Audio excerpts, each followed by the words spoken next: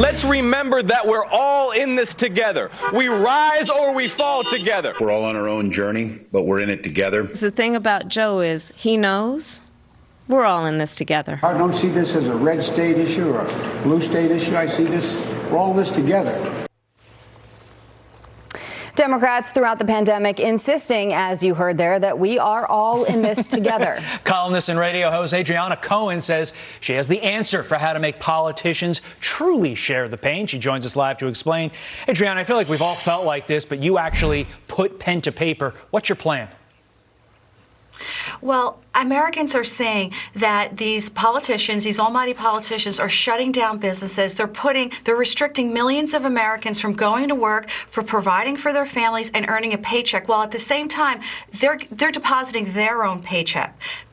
That is the essence of income inequality. It is unfair. It's showing America, no, we're not all in this together. When these politicians are getting paid, they're not suffering any financial hardship, but the vast majority of Americans are. And so I write in my column, which people can find on Fox News' website, which says that if any politician implements a lockdown or shuts a business down and restricts an American from earning a paycheck, their paycheck should be frozen for the duration of that lockdown. So if they shut down restaurants for 3 weeks, the politicians should not be able to get a paycheck themselves for 3 weeks. If they extend the lockdown, then they forfeit their check for the exact duration of the lockdown. That would level the economic playing field and truly live by the spirit that we're all in this together. I mean, your point is certainly well taken, and I think a lot of people across this entire country feel that way and agree with that. But what is it going to take for something like that to actually be done?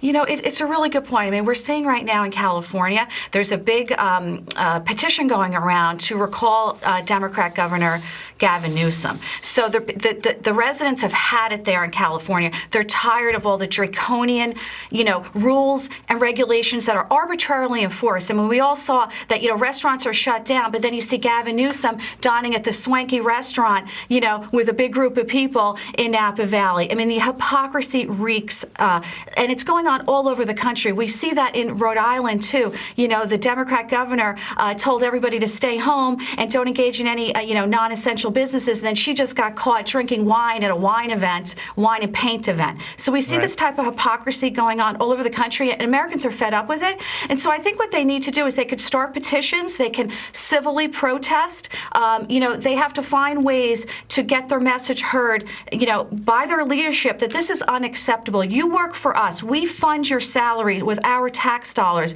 and, we expect you to, look out for us. And why is it that we're being denied a paycheck but you're not? So it's fundamentally unfair, and I know that Americans are totally fed up with it. Adriana, in about the 30 seconds we have remaining, are you confident that these draconian regulations are going to go away once we hit herd immunity, or unfortunately are these here to stay, although maybe not to the degree that they're here now?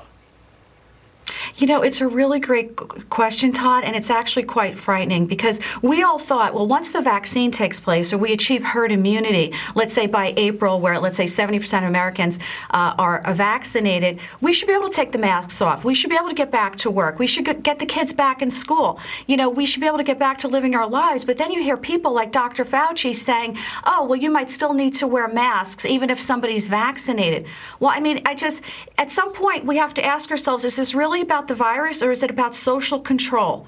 Because we see that the government is, they're flexing their power arbitrarily, and it seems to be like they keep moving the goalposts. Yeah. Well, at what point are we going to get our freedoms back? I mean, it's really quite frightening where we are today in America. We have seen the goalposts moved a number of times. Adriana Cohen, thank you very much for joining us. Appreciate it. Have a good day.